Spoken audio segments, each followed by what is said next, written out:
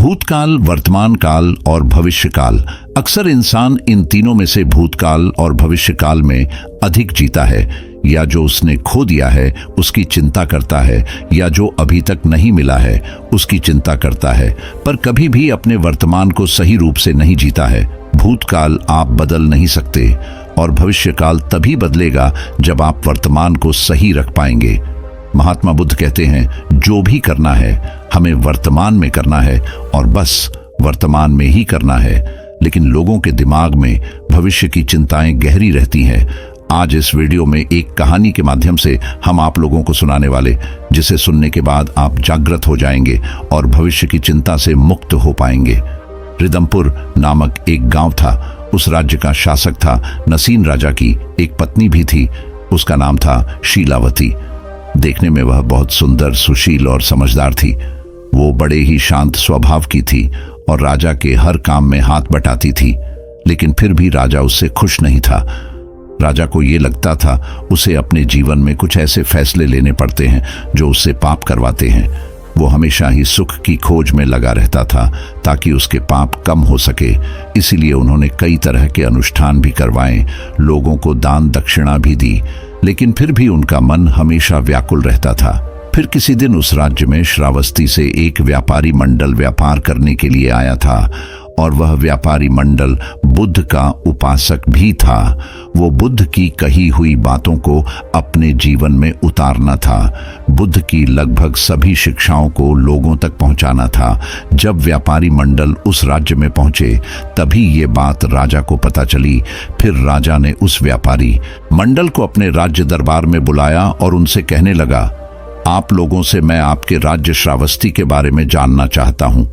वहां के राजा उनके देश धर्म के बारे में जानना चाहता हूं, और आप किसके अनुयायी हैं और आप किसे अपना गुरु मानते हैं, हम यह भी जानना चाहते हैं।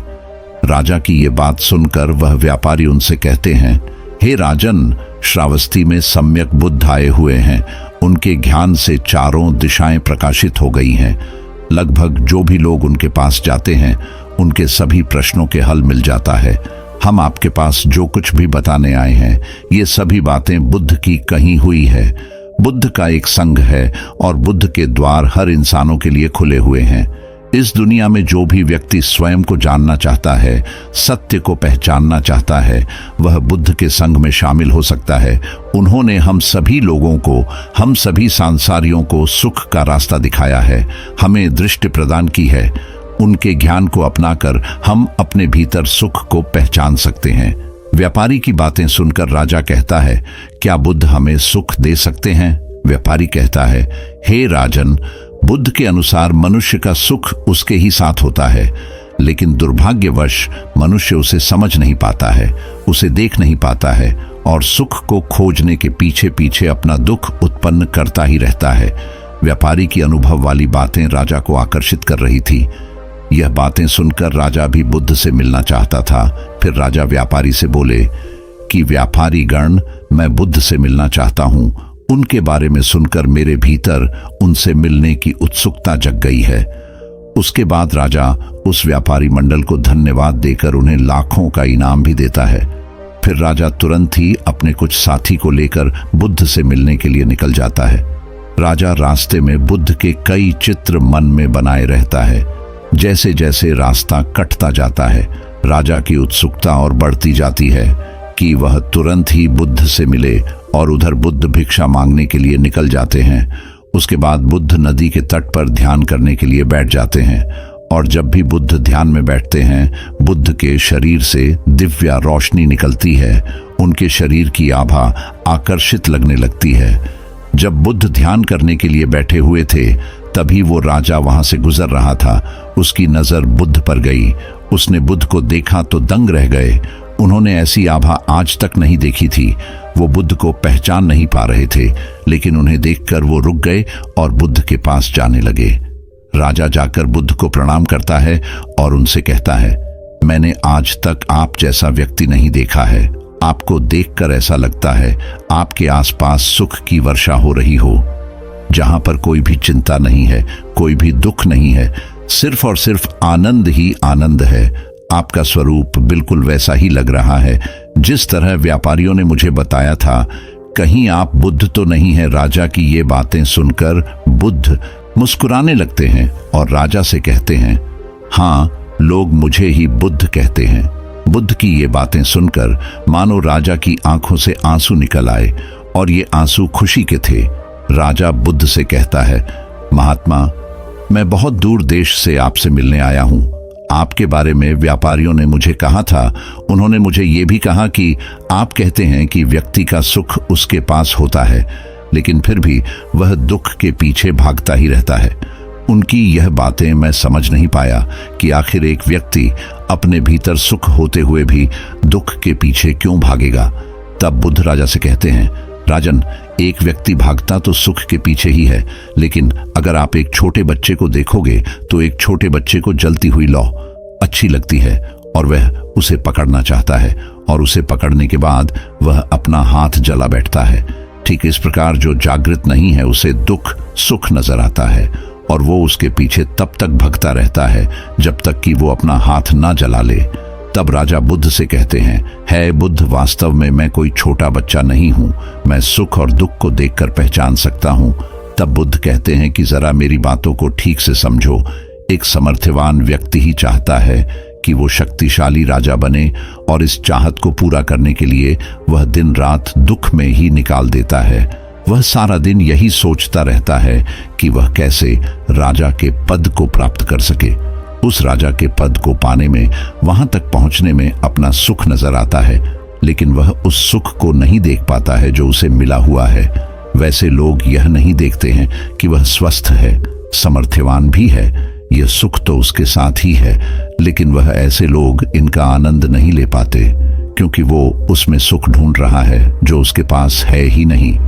बुद्ध फिर बोलते हैं, देखा जाए तो आप भी दुखी हैं, क्योंकि एक व्यक्ति जो राजा होता है उसका सुख ये है कि उसे यह मौका मिला है, उसके पास एक बड़ा समुदाय है जिसका वो एक साथ ध्यान रख सकता है, उनकी सेवा कर सकता है, अपनी प्रजा के आंसुओं को पूछ सकता है। लेकिन यह सिर्फ आपके साथ नहीं होता है, यह लगभग सभी राजाओं के साथ होता है कि एक राजा अपने भीतर खुशी को नहीं देख पाता। वह सिर्फ और सिर्फ बड़ा राजा बनना चाहता है, बड़ा सम्राट होना चाहता है, दूसरे राज्य को जीतना चाहता है। उसे जो मिला है उसका उस पर ध्यान नहीं है, बल्कि जो उसके पास नहीं है उसके पीछे भाग रहा है, और यही उसके दुख का सबसे बड़ा कारण है। फिर बुद्ध राजा से कहते हैं, है राजन, तुम भी सुख के पीछे ही भाग रहे हो, और यह सुख के पीछे भागना ही तुम्हारे कारण है, क्योंकि इसके पीछे भागते भागते तुम्हारे पास जो सुख है तुम उसे देख नहीं पा रहे हो।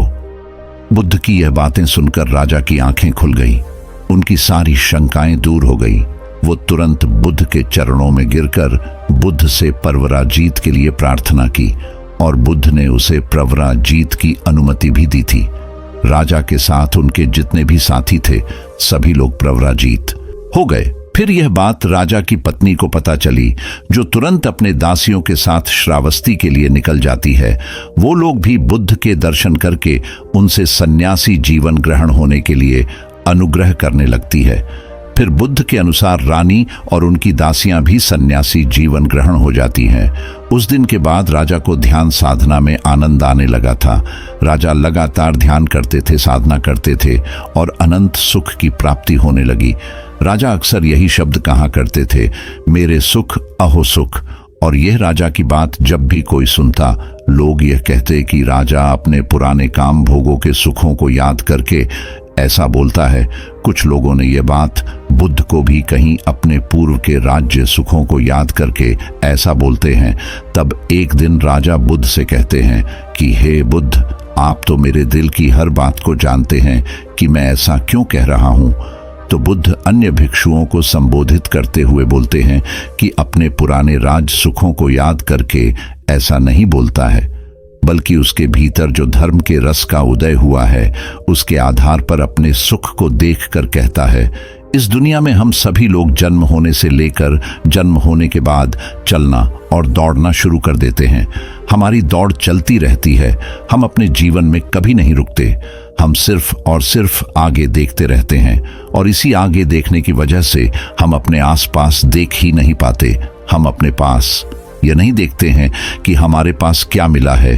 देखा जाए तो कुछ पाने की इच्छा गलत नहीं है, लेकिन हम इस इच्छा को पाने की वजह से हमारे पास जो कुछ भी हमें मिला है हम देख ही नहीं पाते। हम उसे अनदेखा कर देते हैं, क्योंकि उस वक्त हम अपने वर्तमान से हट जाते हैं और हम अपने वर्तमान से हटकर भविष्य की दौड़ लगाते हैं। लेकिन एक बात याद रखिएगा, आपका भविष्य तो भविष्य में ही रहेगा, वह कभी वर्तमान में नहीं आ सकता। यहाँ पर बुद्ध ये नहीं कहते आपको अपने भविष्य के लिए तैयार नहीं होना है, आपको अपने भविष्य को सोचकर उदास नहीं बैठना है। बुद्ध ये कहना चाहते हैं कि आप अपने जीवन में जो भी काम करें वर्तमान में करें, क्योंकि वर्तमान ही आपके हाथों में है, ना कि भविष्य। और वर्तमान में आपकी सोच जैसी होगी, आप जैसा काम करेंगे आपका भविष्य भी वैसा ही बनता चला जाएगा। जब भी बात वर्तमान की आई है तभी जागृत की बात आई है। बुद्ध कहते हैं आप जागृत हो तभी आप सही फैसला ले पाएंगे, अपने किए हुए काम को महसूस कर पाएंगे और अपने जीवन से निकलने वाले समय को भी आप महसूस कर पाएंगे। क्योंकि जीवन की दौड़ में और पाने की इच्छा में हम उस समय को महसूस नहीं कर पा रहे हैं जो लगातार हमसे निकलता जा रहा है।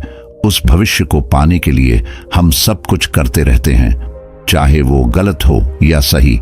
इसलिए अपने जीवन में जागृति को पैदा करो, जागरूक रहो हर वो काम को लेकर जो आप वर्तमान में करते हैं, क्योंकि अगर देखा जाए तो वर्तमान को बनाने से ही भविष्य बनता है, ना कि भविष्य को बनाने से वर्तमान